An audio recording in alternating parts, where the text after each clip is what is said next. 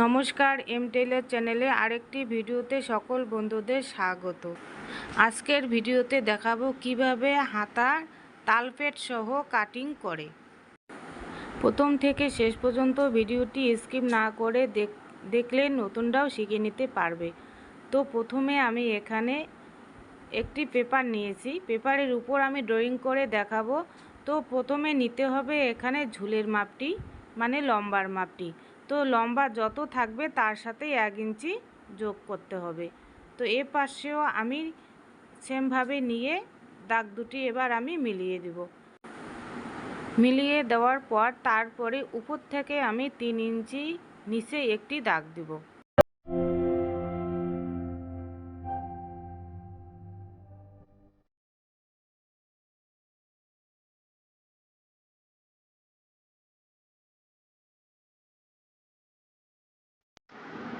3 ইঞ্চি নিচে একটি দাগ দিয়েছি। এই দাগের এখানে থেকে আমার ছাতির মাপ শুরু হবে। ছাতি যত থাকবে 5 দিয়ে ভাগ করতে হবে।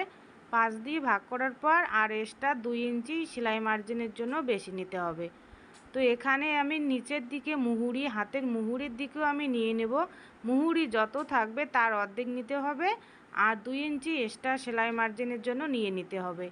তো এবার এই দাগগুলি মিলিয়ে দেব। তো বন্ধুরা, এই সূত্রটি যদি মনে রাখতে পারো তাহলে যে কোনো সাইজের ছোট বড় হাতা কাটিং করে নিতে পারবে, কোনো অসুবিধা হবে না। এরপর এই উপর থেকে আমি 2 ইঞ্চিতে একটি দাগ দিয়েছি। এই 2 ইঞ্চির পর থেকে এখানে আমি রাউন্ড শেপটি দিয়ে দেব। তো হাত দিয়ে আমি দেব না, এই রাউন্ড শেপ দেওয়ার জন্য একটি স্কেল ব্যবহার করতে হবে। তো তোমরা চাইলে নাও করতে পারো। তো স্কেলের সাহায্যে যদি রাউন্ড শেপটি দেওয়া যায় তাহলে খুব ভালো হয়। তো আমি স্কেলের সাহায্যে এই রাউন্ড শেপটি দিয়ে দিচ্ছি।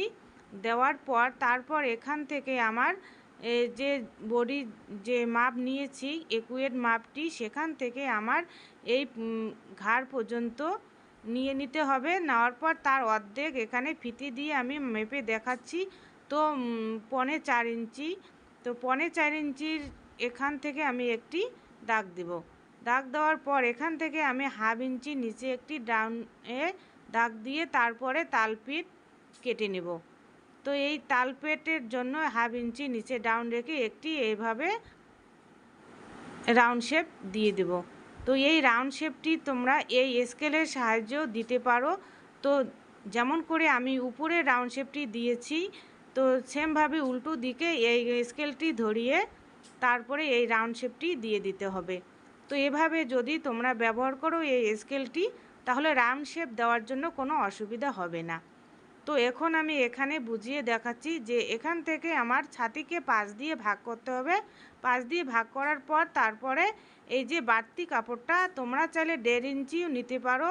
তো আমি সবসময় 2 ইঞ্চি নিয়ে দেখাচ্ছি, যেহেতু আমার কাস্টমার সবসময় বলে যে দিদি ভিতরে কাপড়টার জন্য বেশি থাকে, তার জন্য আমি এখানে 2 ইঞ্চি বেশি সবসময় নিয়ে থাকি ব্লাউজের ক্ষেত্রে। হাতা কাটিং করার জন্য এই সূত্রটি মনে রাখতেই হবে। এই সূত্রটি যদি মনে রাখো তাহলে হাতা কাটিংয়ের সময় কোনো অসুবিধা হবে না। এখানে যখন কাপড়টি কাটিং করবে হাতা, তো কাপড়টি 4 ভাগে ভাঁজ করতে হবে। ভাঁজ করার পর তো বন্ধ অংশ থেকে বন্ধ অংশ কাটছি, আর ডান তো সেমভাবে আমি এভাবে দেখছিলাম। তো এভাবেই করার পর কাটিং করবো, দেখতে কোনো অসুবিধা হবে না। আর যদি তোমাদের কোনো অসুবিধা হয়ে থাকে তাহলে কমেন্ট করতে হবে। তো বন্ধুরা, কেমন লাগলো ভিডিওটি? যদি ভালো লেগে থাকে তাহলে লাইক কমেন্ট শেয়ার করে দিয়ে দিবে। তোমাদের এক একটা লাইক কমেন্ট শেয়ার আমার অনেক উপকারে লাগবে।